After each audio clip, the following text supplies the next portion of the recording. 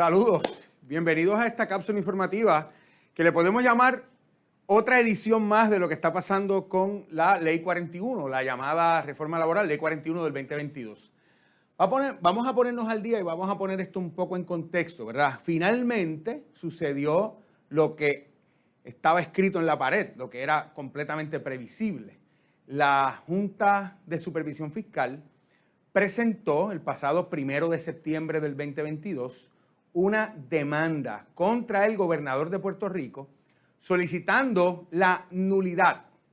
Esa palabra es bien importante, la nulidad de la Ley 41 del 2022 por, según el criterio de la Junta, ser la misma incompatible con el plan fiscal y los propósitos de promesa. Vamos a disectar el documento de la Junta. Es un documento, ¿verdad? La demanda tiene 2,000 y pico de páginas con sus exhibits y toda la evidencia en apoyo de la misma, ¿verdad? Una demanda en términos de exhibit abundante y poco curioso, ¿verdad? Es el documento 22,031. Se han presentado en el pleito de promesa 22,031 entradas en el docket del tribunal. O sea que esto es un pleito o una demanda o un caso, que es el caso de promesa, el título 3, que lo está viendo la juez Laura Swain. Es un caso que ha tomado desde el 2017 para acá un montón de tiempo. Y se ocupa nuevamente el tiempo del tribunal para que evalúe los planteamientos de la Junta de Supervisión Fiscal contra la Ley 41.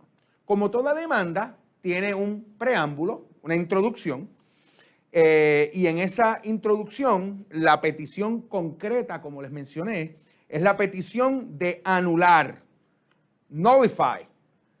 Y esto, ya en la edición pasada habíamos hablado un poco del alcance de del posible efecto de la decisión de la juez en este caso.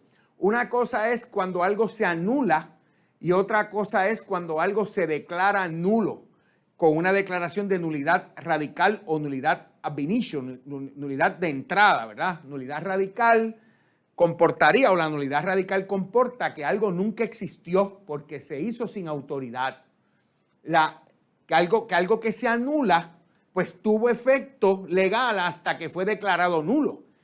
Y aquí habría que evaluar, y ya esto lo discutimos la vez anterior, ¿cuál sería el verbo o los adjetivos o las palabras textuales que usaría la juez en cualquier eventual sentencia que recaiga en esto?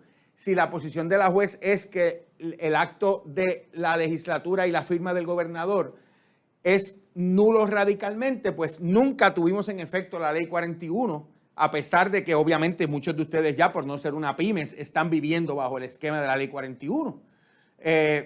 Pero si lo que se hace es que se declara la nulidad de la ley y no es que la ley era nula radicalmente, es decir, que se anula, pues se va a anular desde la fecha en que se decrete esa nulidad en adelante. Hay que mirar con calma cuál es el wording, cuáles son las palabras que utiliza la juez en cualquier decisión que vaya a tomar. Como les dije, ¿verdad? La demanda tiene un preámbulo en el que se explica la naturaleza de la causa de acción, se expresa cuál es el poder de la Junta de Supervisión Fiscal para solicitar este remedio del tribunal para hacer estos planteamientos. Se explica la naturaleza de la acción, el propósito de la acción y se hace un recuento, se hacen dos recuentos muy importantes. Número uno, todo el tracto completo de las oportunidades que la Junta de Supervisión Fiscal le ha dado al gobierno de suplir la información sobre la ley para intentar hacer la misma compatible con el plan fiscal y que el gobierno pudiera demostrar que la misma o que la Ley 41 no es incompatible con los propósitos de promesa. Hace un recuento completo también la demanda de todos los hechos que conllevaron o llevaron a alcanzar el plan fiscal, cuál es el propósito del plan fiscal y dice también cuál es la relación, expresa unos hechos muy importantes sobre cuál es la relación entre la legislación laboral y el crecimiento económico. Claro, el gobierno nos ha dicho en todo momento que la dicotomía o la diferencia entre las partes es que la Junta está viendo esto como un asunto filosófico de mercado y que no tiene prueba específica de que las condiciones laborales afectan el ambiente de trabajo o la capacidad de Puerto Rico de generar los recaudos que nos permitan eventualmente cumplir con el propósito de promesa, que es que el gobierno de Puerto Rico pueda volver al mercado para emitir deuda. Ese es el propósito principal de la ley, ¿verdad? Y toda esa relación, la demanda la hace muy bien y va explicando la relación entre la dinámica entre la legislación laboral y entre cómo la legislación laboral afecta el crecimiento económico o tiene un impacto sobre el crecimiento económico.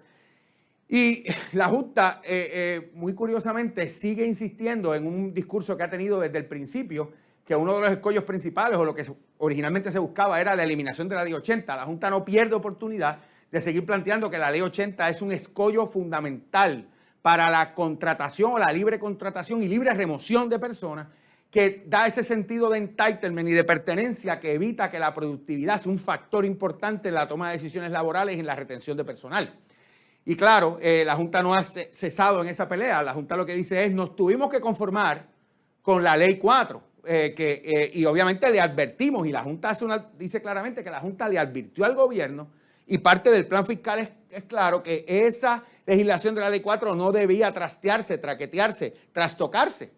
Pues la legislatura, evidentemente, con la firma del gobernador, hizo exactamente lo que el plan fiscal le daba una advertencia de no hacer, que fue jugar de nuevo con el andamiaje laboral puertorriqueño, y el producto de eso es la Ley 41, que como ustedes saben, está vigente desde el 20 de julio del 2022 para aquellas empresas que no sean pymes, y para aquellas empresas que sean pymes de conformidad con la Ley 62 del 2014, pues entraría en vigor el 18 de septiembre, que eso es ya mismo, estando hoy a 8, estamos hablando de en 10 días.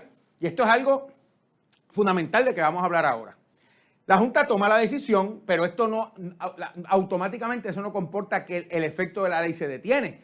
Y la inminente entrada en vigor de la ley para las pymes, que son la mayor cantidad de empresas en Puerto Rico, pues pone a todas las empresas que sean pymes, ¿verdad? 50 empleados o menos, 10 millones, 25 empleados o menos, 3 millones, o 7 empleados o menos, 500 millones. Estamos hablando de empleados por la cantidad de empleados de conformidad con la opinión 2022-03, que el Departamento del Trabajo explica cómo se llega a ese número. Y de ingresos, estamos hablando del número de ingresos, que también esa opinión 2022-03 de ingresos brutos explica cómo se llega a ese número utilizando por analogía los criterios del SBA, que es lo que el Departamento del Trabajo sugiere, en esa opinión 2022-03.